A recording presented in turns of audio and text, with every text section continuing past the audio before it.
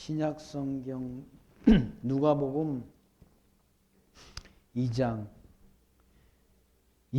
말씀 봅니다. 2장 1절.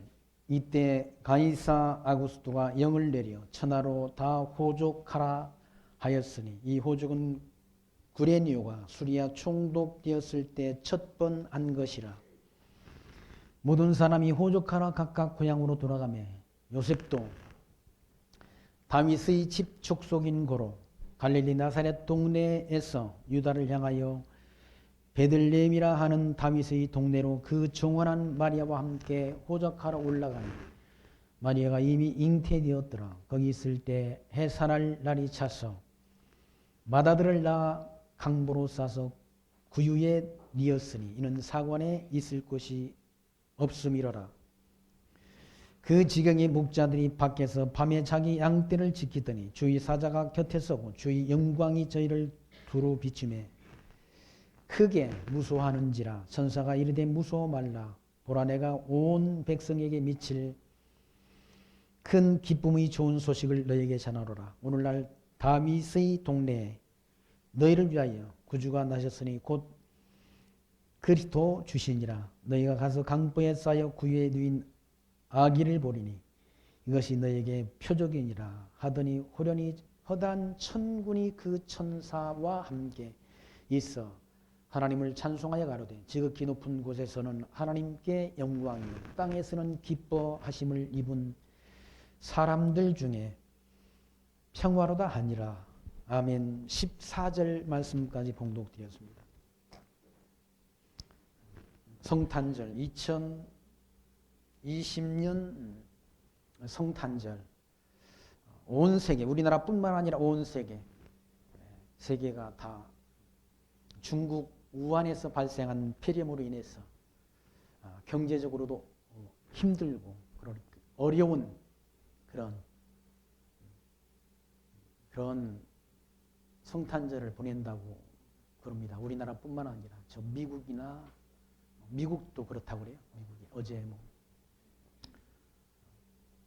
미국에 있는 그런 은퇴하신 목사님 이휘문 목사님이라는 분이 그러니까 유튜브 방송을 통해서 그런 방송을 하는데 미국도 상당히 우울한 그분이 미국 가가지고 있는 동안 그러니까 이런 성탄절은 처음 맞이해 본다는 그런 말씀을 그분이 방송하는 걸 제가 들었습니다.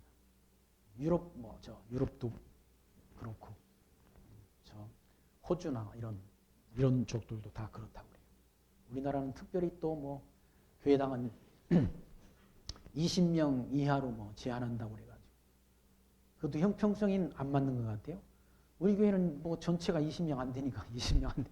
전부가 다 나와서 예배를 드리는데 교회당이 큰 교회당은 수만 명 되는 교회당도 20명으로 제한하는 건 형평성이 맞지 않는 것 같아서 지금 교회에서도 불만이 많은 것 같습니다. 목사님들도 예배를 다른 어떤 사업들과 교회를 이렇게 똑같이도 이렇게 평등하게도 안 하고 편향적으로 종교 예수 믿는 그런 기독교만 이렇게 표적 삼아 사는 것 같다라는 그런 불만을 가지신 그런 교계 이 지도자분들도 꽤 있으신 것 같아요. 그래서 어제 그 성명서 예배 회복에 대한 자유시민연대라는 그런 목사님들 심하보 목사님, 김진홍 목사님 그리고 김승규 장로님을 비롯한 교계의 그런 대표자들이 예배 회복에 대한 성명서를 내는 그런 일도 있었습니다. 그러니까 참 여러 가지로 힘든 그런 과정을 그러니까 일반인들뿐만 아니라 모든 그런 사업체 또는 종교, 기독교마저도 그런 어려움을 겪고 있는 것은 분명한 것 같습니다. 근데 하나님께서 아까 찬송을 부르면서 112장 찬송 아닙니까? 이 괴로움 많은 세상에 이 괴로움 많은 세상에 짐지고 가는 자, 이 험산줄령 넘을 때 이 험산줄령, 인생의 그런 험산줄령을 넘을 때 그 가사를 작사한 분이 그러니까 1854년인가 그렇게 작사를 하셨는데 작사의 연대를 보니까 그렇더라고요. 그때도 이런 어려운 인생의 그런 삶이 만만치 않은 그런 인생의 고개가 험산줄령이다. 그리고 온몸이 그런 험산줄을 넘을 때 온몸이 고나다는 얘기예요.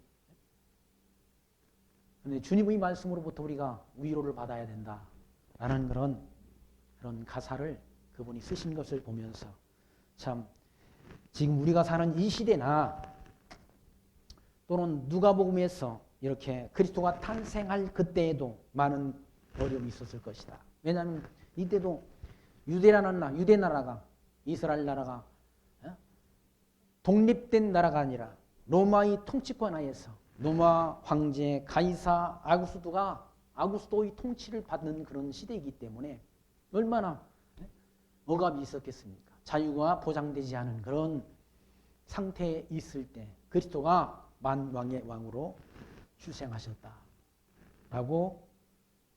누가복음 2장은 그렇게 기록하고 있습니다.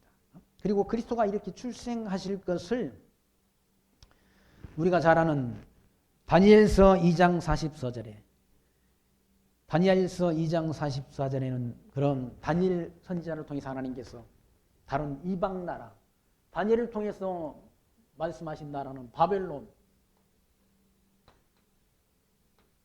바벨론과 그리고 바벨론 다음에 등장하는 페르시아 그리고 헬라 그리고 로마라는 나라가 등장하게 될 것, 로마가 등장하게 될 걸 다니엘 선지자가 예언했지 않습니까? 이런 나라들이 등장할 것, 이런 권세를 다니엘서에는 짐승 권세라고 해요.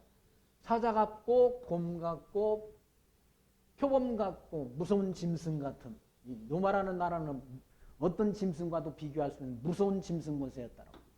이런 짐승 권세가 통치하는 그 시대에 누가 오시는가? 그리스도가 탄생하게 될 것을 다니엘 선지자가 미리 예언했다. 구약의 모든 선지자가 예언하는 것이 그리스도가 출생하게 될 것. 짐승 권세가 세상 나라를 다스릴 때 그러니까 세상 통치 권세는 다 짐승 권세인 거죠. 바벨론, 페르시아, 헬라, 로마만 짐승이 아니라 지금 중공이나 북한처럼 뭡니까? 지금 있는 나라들도 다 짐승들이 통치한다. 인간이 짐승 아니면 짐승? 타락된 인간은 짐승보다 더 사악하다는 얘기예요. 아니, 짐승은 자기 먹을 것만 사냥하지 않아요. 짐승은 아무리 사자가 무서워도 자기 먹을 것 이상 사냥 안 해. 배불르면 사냥하지 않는다는 얘기예요. 인간들은 막 자기 영토 인간들이 일으키는 그런 전쟁의 목적은 영토 확장이란 영토 확장. 자기가 통치도 하지 못할 나라들을 막 영토를 확장한다. 영토 확장을 통해서 확장을 하기 위해서는 뭘 해야 되는가? 그 사람들을 죽이는 거예요. 죽이는 거. 이거 인간이 짐승 가운데 인간이 제일 사악한 짐승이죠. 사악한 짐승. 아니 짐승들은 자기 먹을 만큼만 사냥한다니까. 근데 인간들은 막 그물을 만들어가지고 물고기를 잡대. 옛날에는 낚시 가지고 잡았는데 지금은 그물로 싹쓸이를 한다. 싹쓸이를 해가지고 그걸 다 냉장고에다 냉장시켜 보관하고 먹지 않습니다. 그게 저주받는 세상이란 재앙 많은 세상. 아까 찬송가 가사에도 이 재앙 많은 세상. 왜 타락한 인간이 지배하는 세상이 제약이 만연되어 있다. 가득하다는 얘기지. 온 세상. 저주받은 세상. 아담 타락 이후에 저주받은 세상은 누가 지배하는가? 저주받은 세상은 사단이 지배한다. 사단이. 물론 이 모든 세상은 하나님이 주관하시죠. 하나님이 주관하시는데 그 세상 타락한 세상은 누가 지배하는가?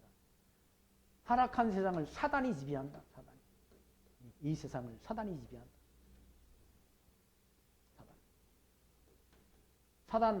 사단은 하나님이 만드신 그런 영물 가운데 악한 존재이죠. 악한 존재. 천사는 하나님이 선하게 쓰시는 그런 영적인 존재라고 할 수 있는 거죠. 그러니까 이 세상을 누가 하나님이, 이 세상도 물론 다 하나님이 지배 안에 있지만 이 타락한 저주받은 세상은 사단의 지배권 아래 있다. 사단이. 그리고 더러운 일들, 지저분한 일들, 사악한 일들이 일어나는 거예요. 인간들이 다 사악하다. 타락한 인간, 저주받은 인간은 선을 행하지 않는다. 입으로는 선을 행하지만 뒤로는 악을 행한다.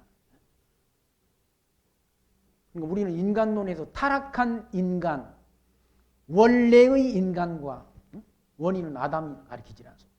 그리고 타락한 인간, 그리고 중생한 인간, 부활한 인간으로 구분하지 않습니다. 타락한 인간이 지배하는 세상이 선을 행하겠습니까? 저주받은 인간, 이 세상을 지배하는 인간들, 이 세상. 사단이 지배를 받는데 타락한 인간이 무슨 선이 있습니까? 선이. 주기공, 육체의 욕망, 사단이 지배하는 육체의 욕망은 시기, 질투, 살인, 분쟁, 시기, 악독이 가득하다고 말하지 않습니다. 그게 사단을 통해서 육체의 소욕 따라 맺는 열매랍니다. 육체의 열매는 현저하니 시기, 질투, 살인, 분쟁, 시기, 악독이라고. 그건 제가 주장한 얘기가 아니라 사도 바울이 기록한 갈라디아서의 말씀 가운데 기록됐다. 그리고 성령의 열매는 사랑, 희락, 화평, 오래 참음, 자비, 양선, 충성, 온유, 절제의 열매를 맺도록 역사한다. 그러니까 육체의 열매와 성령의 열매가 현저하게 다르다. 현저하게. 타락한 인간이 지배하는 세상은 시기, 질투, 살인, 분쟁, 시기, 악독. 사람을 죽이는 것도 막. 아니 전쟁 보시오. 사람 죽이는 게 얼마나 사람을 사악하게 죽이는, 포악하게 죽이는지. 근데 하나님께서 이와 같이 다니엘 선지자를 통해서 이런 여러 왕들이, 이런 여러 나라의 왕들이 통치하는 그 시대, 그리고 로마의 통치자가 통치하는 그 시대, 로마의 가이사 아구스도는 예수님 오시기 전, 그러니까 27년부터, 예수님 오시기 전 27년부터 AD 예수님 오신 후 14년까지 통치한, 41년을 통치한 왕이란 얘기예요. 그 사람이 누군가? 가이사 아구스도라는. 그 사람이 본명은 옥타비아누스라는 왕이야. 실제 이 사람이 이름이 옥타비아누스인데 가이사 아구스도, 로마 황제의 칭호를 얻게 됐다. 41년 동안 통치한 독재자. 그런 왕들이 통치할 때 누가 나신다? 그리스도가 나셨다. 그럼 이 역사, 이 나라를 세우고 나라를 망하게 하는 이 역사를 누가 주관하시는가? 하나님이 주관한다. 여호와 하나님이 주관한다.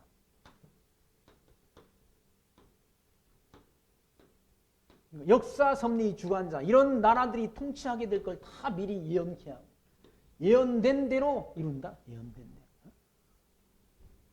대로. 예수님 오시기 전 누가 먼저 나와야 되는가? 예수님 오시기 전 바로 6개월 앞서서 누가 출생하는가? 세리요한이 출생한다. 그 말씀이 바로 1장 말씀의 1장, 그러니까 누가 보면 1장 세리요한의 아버지가 예언했다 해요. 세리요한의 아버지가 1장 67절 말씀 보시면 그 부친 사가랴라는 말은 바로 세리요한의 아버지가 성령의 충만을 입어 예언하여 가로되 찬송하리로다 주 이스라엘의 하나님이여 그 백성을 돌아보사 속량하시며 우리를 위하여 구원의 뿔을 그 종 다윗의 집에 일으키셨다라고. 구원의 뿔이란 말은 뭐 그리스도를 일으켰다. 그리스도를 보내주셨다. 70절 이것은 주께서 예로부터 거룩한 선지자의 입으로 말씀하신 바와 같이 우리 원수에게서 우리를 미워하시는 모든 자의 손에서 구원하시는 구원이다라고 말씀했다. 그리고 우리 조상을 긍휼히 여기시며 그 거룩한 언약을 기억하셨으니 곧 우리 조상 아브라함에게 하신 맹세라. 우리로 원수의 손에서 건지심을 입고 종신토록 주의 앞에서 성결과 의로 두려움이 없이 섬기게 하리라 하였도다라고 예언했다. 세리 요한의 출생과 그리스도의 출생을 사가랴가 세리 요한의 아버지 사가랴가 성령의 충만함을 입어 예언했다. 그러니까 그리스도가 오신 것은 그냥 우연히 오신 것이 아니라 아브라함과의 언약, 아브라함과의 언약대로, 아브라함과의 언약하신 언약대로, 그리고 다윗을 언급하지 않습니까? 다윗. 아브라함과 다윗의 자손 예수 그리스도의 세계라라고 마태복음 1장 1절 아브라함과 다윗의 자손 예수 그리스도의 세계라고 증거한다. 그러니까 구약 성경을 통해서 언약하신 언약대로 그리스도가 이 땅에 오셨다. 갑자기 오신 것이 아니라 성경을 통해서 다 구약 성경 30권을 통해 하나님께서 선지자를 통해서 예언케 하시고 예언된 대로 오셨다. 예언된 대로. 뭘 하러 오셨는가? 하나님이 택한 백성들을 구원하시려고 오셨다. 아무나가 아니라 아무나가. 우리가 주일날 매주 공부하는 에베소서의 말씀 가운데 구원 얻기로 예정된 백성이 있다고 그러지 않습니까? 예정된 백성은 예수가 하나님의 아들 그리스도 되심을 믿고 구원을 얻는 것이고 예정된 백성이 아닌 자는 예수의 복음이 전파돼도 믿지 않는다는 믿지 못한다는 믿고 안 믿고가 인간의 의지 결단, 인간이 자기 의지 결단에 있지 않고 하나님의 주권에 있다. 여호와 하나님이 정하신 뜻에 있다. 지금도 복음 진리가 전파되는데 누가 예수를 믿습니까? 예수 믿는 사람 많지 않아요. 많지 않아. 예수님께서 말씀하신 대로 청함을 입은 자는 많되 택함을 입은 자는 적다라고 말씀하지 않습니까? 70억의 인구가 지금 이 땅에 존재한다고 그러지 않습니까? 불교, 힌두교, 이슬람,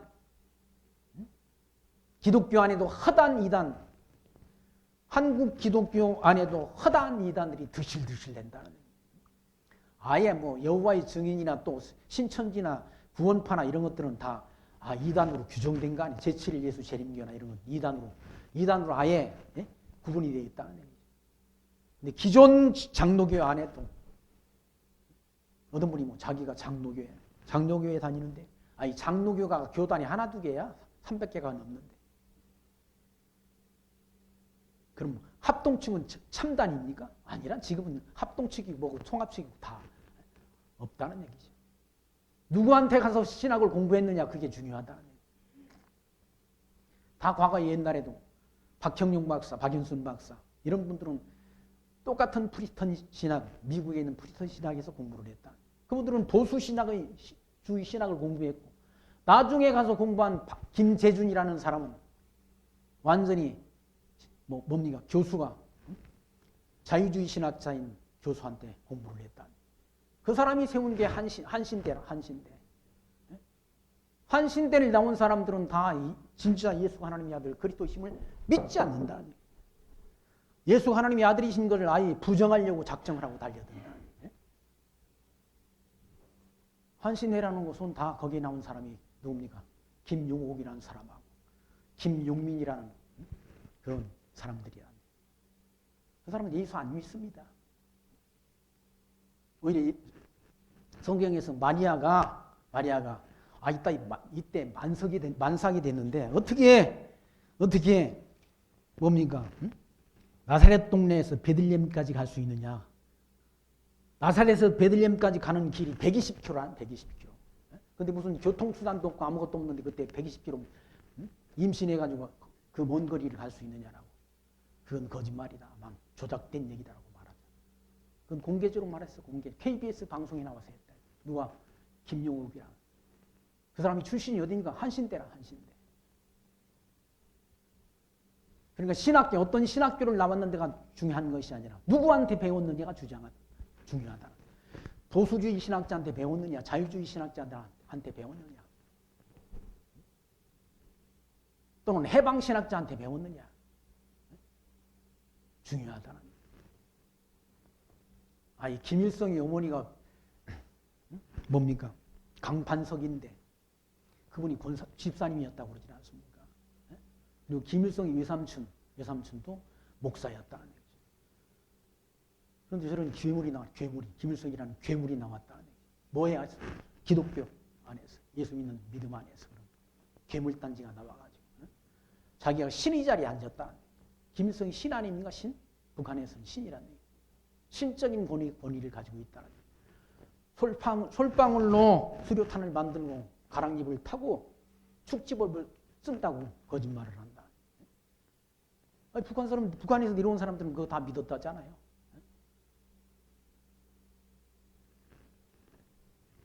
똑같은 성경이 아닌데도 성경을 통해서도 성경을 통해서 하나님이 언약대로 우리 이루시는 여호와시다. 예수가 하나님의 아들 그리스도이심을 발견하고 믿고 구원을 얻는 자가 있고 그런 이단자들이 만들어진다. 이단자들. 뭐에 따라서? 성경을 해석하는 해석 여하에 따라서 신앙이 달라진다는 그러니까 지금 예수님이 오셨다는 사실은 예수님이 2000년 전 오셨다는 사실은 다 세계 모든 사람들이 다 인정한다. 주 전과 주 후 BC AD로 구분해가지고 예수님이 탄생한 시점을 통해서 주님 오시기 전과 주님 오신 후로 다 연대표를 정해가지고 다 온 세계 사람들이 다 쓰지 않습니다. 특별히 이슬람이나 이런 집단들 말고는 다 우리가 그리스도 오신 시점을 통해서 탄생 시점을 통해서 주 전과 주 후로 구분해서 연대표를 정해놓고 그걸 다 공용한다. 근데 예수가 진짜 하나님의 아들로 오셨나? 우리를 구원하는 구속주이냐라는 사실은 하나님이 택한 백성이 아니고서는 알 수도 없고 믿을 수도 없는 거죠. 바로 로마 왕자 가이사 아구스도가 통치하는 그 시대에 그리스도가 이 땅에 오셨다는 얘기입니다. 오신 것도 바로 뭡니까? 로마 황제가 칙령을 내려서 호정령을 내렸다. 호정령을 안 내렸으면 나사렛 동네에서 그냥 나셨을 거 아니에요. 왜? 사는 곳이 나사렛 땅이니까. 자기가 사는 곳이. 요셉이 현재 사는 곳이 나사렛 땅이니까 그냥 호정령을 안 내렸으면 임신한 분을 굳이 데리고 호적하러 거기 베들레헴에 갈 이유가 없지 않습니까? 근데 호정령을 내렸다. 가이사 아구스도가. 그래서 고향 땅에 가서 유대 땅 베들레헴에서 출생하신다. 그게 우연한 일입니까? 우연한 일이 아닌 거죠. 예수님 오시기 600년 전 미가라는 선지자가 베들레헴 에브라다야 너는 유다 족속 중에 작을지라도 이스라엘을 다스릴 자가 내게로 나올 것이라. 그의 근본은 상고의 영혼에 있다라고 예언했다. 예수님 오시기 600년 전 그리스도가 출생하는데 어디에 출생하는 유대 땅 베들레헴에 출생할 것을 미리 예언했다. 그 예언을 이루려고 로마 황제 가이사 아구스도의 마음 가운데 호정령을 내리도록 가이사 아구스도는 엉뚱하게 딴 생각을 가지고 호정령을 내리는 거죠. 아예 여호와 하나님이 뜻을 이루자 하는 그런 생각을 한 게 아니라 세금을 거두기 위해서 했을 수도 있는 것이고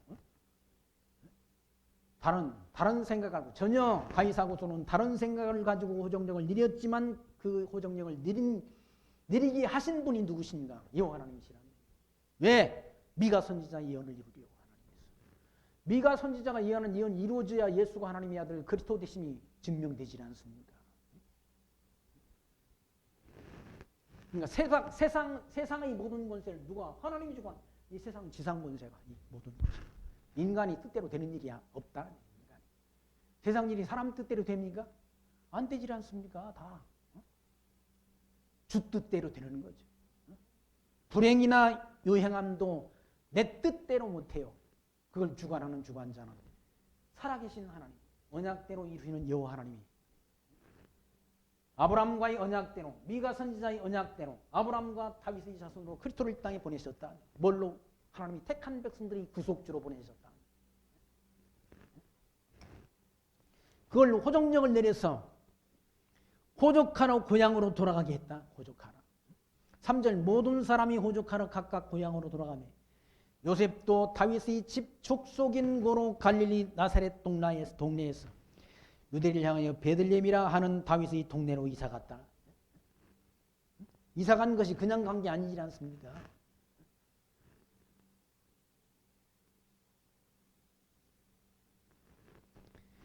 그리고 그 정원한 마리아와 함께 호적하러 올라가니 마리아가 이미 잉태되었더라. 마리아가 잉태됐다. 성령으로. 거기 있을 그때 해산할 날이 찼어. 그 베들레헴에 있는 동안에 해산할 날이 찼다. 해산할 날. 그게 우연한 일이 아니라 구약 선지자 미가 선지자가 예언한 예언을 이루려고 하나님께서 거기에 해산할 날에 해산하도록 역사한다. 그리고 맏아들을 낳아 강보를 쌓아서 구유에 되었으니 이는 사관이 있을 것이 없음이라라. 강보에 아들을 낳아가지고 강보에 싸가지고 구유라는 말은 말이나 소의 먹이통을 구유라고 말한다. 구유. 나무를 깎아서 큰 통나무를 깎아가지고 다 옛날에 보면 그 속을 파내가지고 그걸 구유라고 말한다. 구유에 뉘었다. 그것이 예수가 하나님의 아들 그리스도이심에 대한 표적이라는 표적. 증거인 거죠. 증거. 표적이라는 말은 증거 아닙니까? 증거. 표적. 말구유에 넣은 것이 예수가 하나님의 아들 그리스도라는 그런 표적이라는 증거.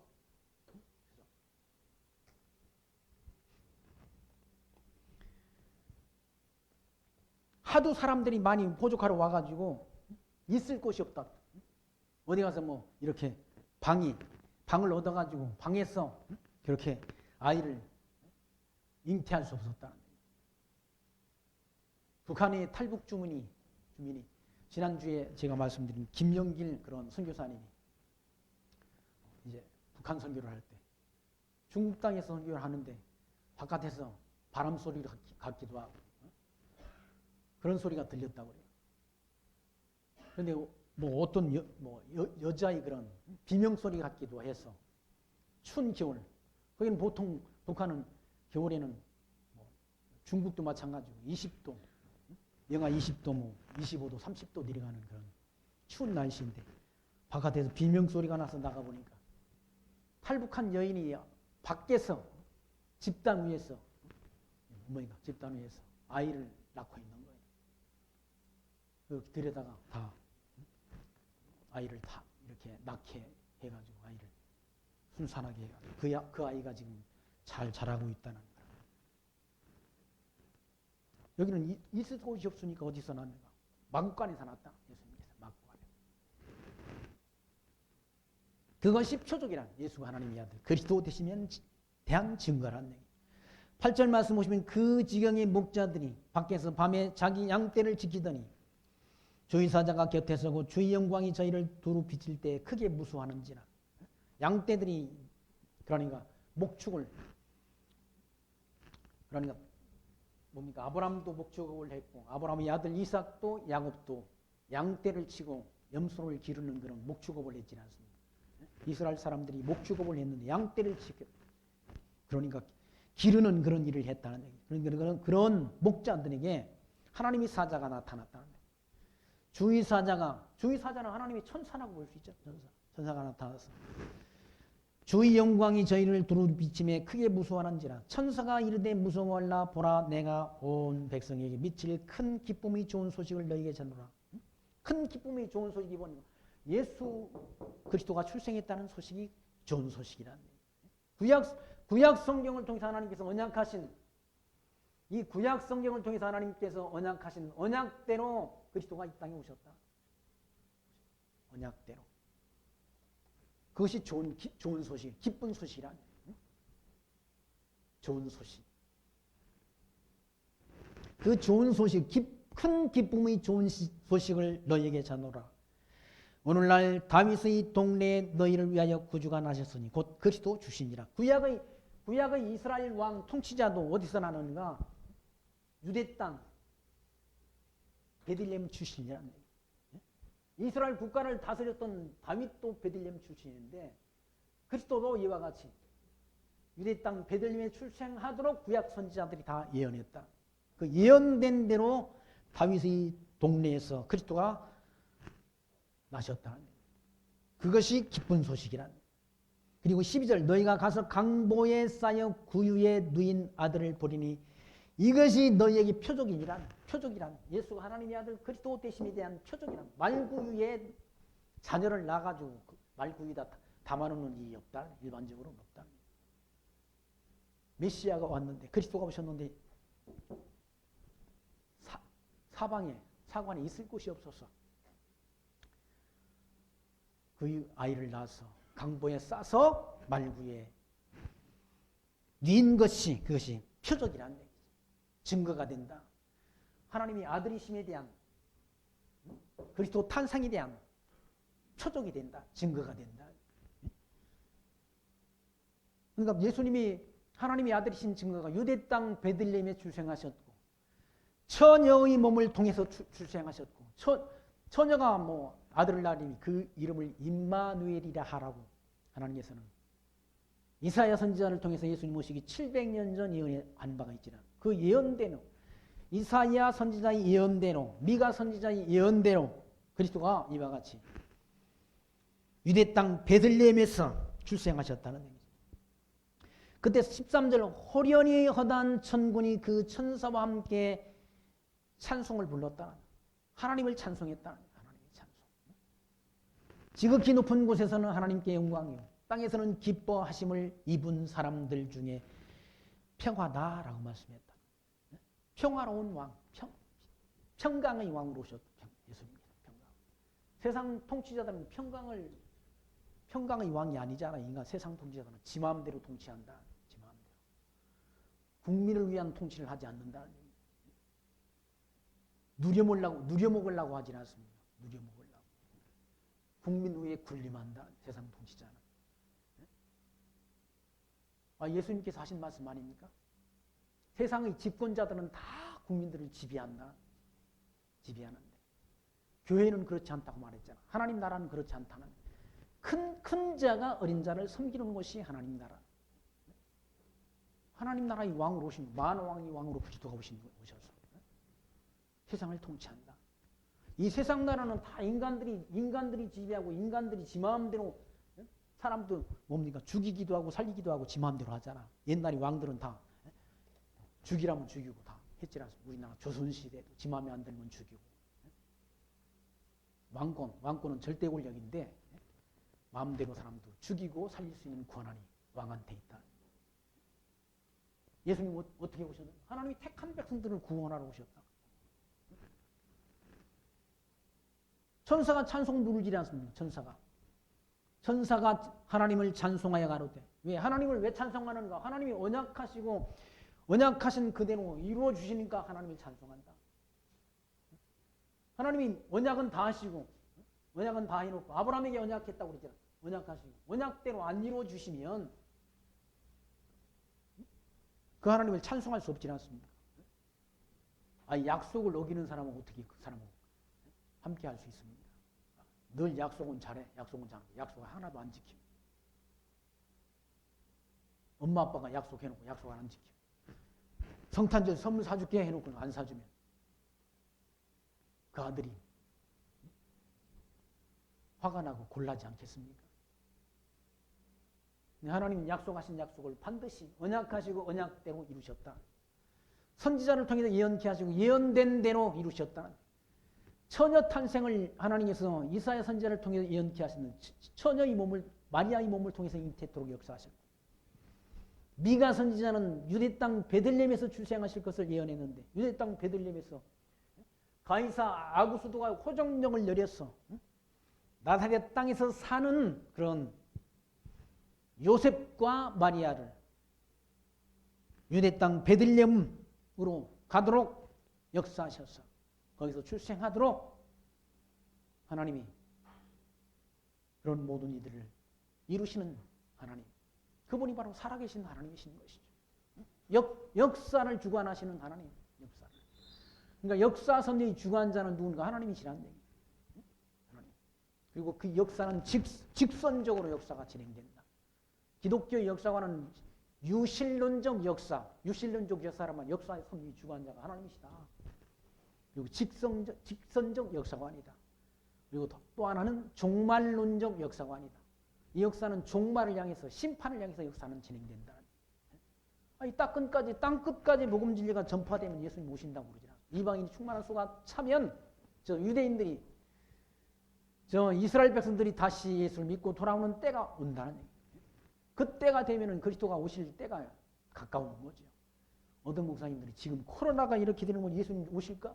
아니, 코로나 이것 때문에 예수님 오시는 게 아니야. 이방인분의 수가 채워져야 된다. 저 유대인들이 민족적을 해결을 한 다음에 예수님 오시는 거지. 코로나 있다고 이것 때문에 예수님 오시고 안 오시고 그게 결정되는 것 아니라네. 이건 지나가야 조금 있으면 백신 다 다른 나라들 30개국이 다 백신 다 뭡니까 해가지고 맞는다고 그러잖아. 우리나라 주한미군도 미군에서 보내서 다 다음 주부터 백신 투약한다고 그러지 않습니까?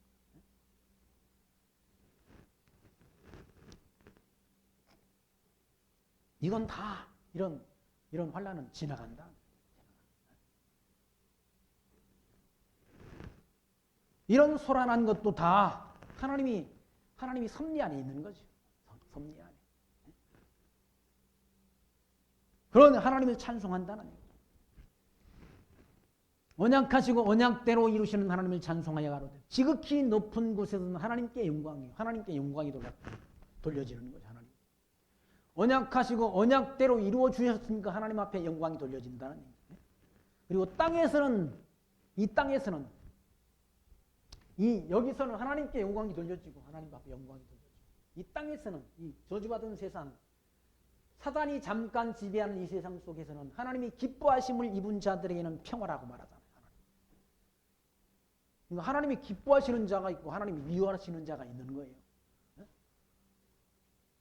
리브가의 복중에 이삭의 부인 리브가의 복중에 에서와 야곱이 있었지 않습니까? 하나님께서는 야곱은 사랑하고 에서는 미워했다는 얘기예요. 에서와 야곱이 태어나기도 전에 하나님께서는 리브가의 복중에 쌍둥이가 있을 때 하나는 사랑하고 하나는 미워해서 버린다는 얘기예요. 그게 하나님의 주권이라는 얘기예요. 주권적 섭리. 그래서 땅에서도 이와 같이 기뻐하심을 입은 자는 하나님이 선택된 백성을 가리켜요. 예정된 백성, 구원 얻기로 정해진 백성에게는 평화라는 얘기예요. 하나님의 백성이 아닌 자들은 성탄절기가 아무 의미 없다는 얘기죠. 자기들 젊은 애들은 연애하기 바쁘고 이때는 뭐 연애하는 기간이다. 연애하기 바쁘고 먹고 마시고 즐기기가 급하다는 얘기죠. 다 뭐 송년회하고 다 그런 시기 아닌가 지금?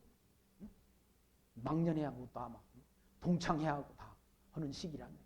만나가지고 좋은 음식 먹고 마시고 즐기는 그런 시기라는 얘기. 근데 4명밖에 못 모인다잖아. 4명밖에. 하나님이 택한 백성이 아닌 자들은 성탄절이 아무런 의미가 없다. 그리스도의 탄생이 아무런 의미가 없다. 무슨 상관이 그 사람들이? 하나님의 백성이 아닌 자들은 하나님과 그리스도의 탄생과 무슨 관계가 있느냐고.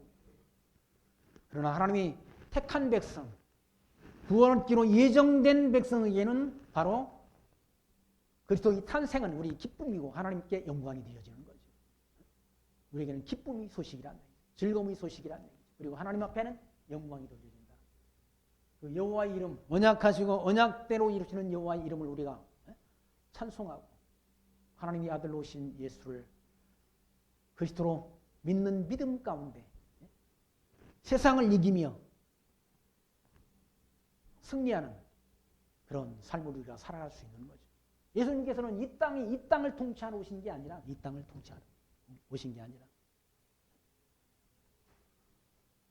요한복음 18장 36절에서 그런 말씀이 있습니다. 예수께서 대답하시되 내 나라는 이 세상에 속한 것이 아니라 만일 내 나라가 이 세상에 속한 것이었다면 내 종들이 싸워 나로 유대인에게 넘겨지지 않게 하였으리라. 이제 내 나라는 여기에 속한 것이 아니니라 라고 말씀합니다. 빌라도가 그런 말을 빌라도가. 이건 세상 나라 아닙니까? 세상 나라? 세상 나라. 빌라도가 유대인들이 자꾸 뭐 예수가 하나님 나라의 왕으로 왔다고 그러니까 빌라도가 예수님을 붙잡아놓고 네가 유대인의 왕이냐라고 물었다. 그러니까 예수님께서 그렇다라고 말해요. 내가 유대인 왕으로 왔다 말씀했다. 그러면서 예수께서 대답하시되 내 나라는 이 세상에 속한 나라가 아니라, 예수님이 통치할 나라는 이 세상에 속한 나라가 아니라, 이 세상에 우리가 속해 있잖아요. 이 세상 나라에 우리가 속해 있다는, 교회도 이 세상 나라에 속했잖아요. 그래서 세상 나라에 속해서 세상 나라의 통치자의 지배를 받잖아요. 지배를 받으니까 20명 이하만 모여라 하니까 뭐 괜히 벌금 낼까 봐, 또 교회를 폐쇄당할까 봐서 20명 이하로 모이는 교회들도 많이죠. 세상 나라의 통치를 교회가 지금 받는다. 사실 세상 나라의 통치를 받지만 실제 우리 소속은 어디입니까? 하나님 나라야, 하나님 나라. 그리스도의 통치 아래 있다는 얘기지. 우리 하나님 나라의 백성이니까. 예수님께서 이 내 나라는 이 세상에 속한 나라가 아니니라. 만일 내 나라가 이 세상에 속한 것이었다면 내 종들이 싸워 나로 유대인들에게 넘겨지지 않게 하였으리라. 이제 내 나라는 여기에 속한 것이 아니라. 저와 여러분은 몸은, 육체는 바로 이 세상 통치를 받고 있지만 우리는 하나님의 지배를, 하나님 나라의 백성이라. 하나님 나라의 백성. 하나님 나라의 백성으로 우리가 구원받았다. 그래서 예수님께서는 우리에게 무엇을 기도라고 일러주십니까? 그의 나라와 그의 의를 구하라라고 일러주시는 것이죠. 천국 백성이니까 그의 나라와 그의 의를, 하나님 나라와 하나님의 의를 구하라라 말씀했다. 사도 바울은 땅의 것을 찾지 말고 위의 것을 찾으라라고 일러주었잖아요. 땅에 있는 것은 세상 나라, 세상 나라 안에 있는 것이 땅의 것이라니. 우리는 하나님 나라, 세상 나라, 하나님 나라의 것을 구하라, 위의 것을 구하라라고 일러주시는 것이죠. 사도 바울이 세상 것 욕심내고 세상 것 위에서 살지 않았다. 왜? 약속하신 하나님 나라, 약속하신 하나님 나라를 바라보면서 달려갈 길 마치는 그날까지 뭘 지켰는가? 믿음 지켰다. 믿음 지켰어. 저희 여러분도 이와 같이 2020년 요란한 세상, 침울한 세상, 답답한 세상 속에 살고 있지만 저와 여러분에게 약속하신 나라는 땅에 있는 나라가 아니라 하나님께서 통치할 평강의 왕이 통치하는 영원한 하나님 나라를 기업으로 저와 여러분에게 약속해 주셨다는 사실을 기억하시면서 그 하나님 나라를 소망하며 우리에게 처해진 이 삶의 현장의 답답함을 이기며 승리하는 신앙생활을 해가시기를 부탁드리며 말씀 마칩니다. 기도합니다. 하나님 감사합니다. 이 소란하고 어두운 세상에 생명의 빛으로 오신 주님, 영광과 여왕께서 만국간에 선지자의 예언을 이루시려고 너무 초라한 모습으로 오셔서 강보에 쌓여 말구유에 누이심으로 하나님이 선택받은 자녀가 아니고서는 하나님의 아들이심을 알 수 없게 하셨습니다. 하나님이 택하심을 입은 자들에게 평화를 주신 하나님의 크신 사랑을 감사합니다. 저희들 주님께서 주신 사명 이루기까지 성령의 인도하심 가운데 살게 하여 주시고 다시 오실 주님을 소망하여 살게 하여 주옵소서. 예수 그리스도의 이름으로 기도합니다. 아멘.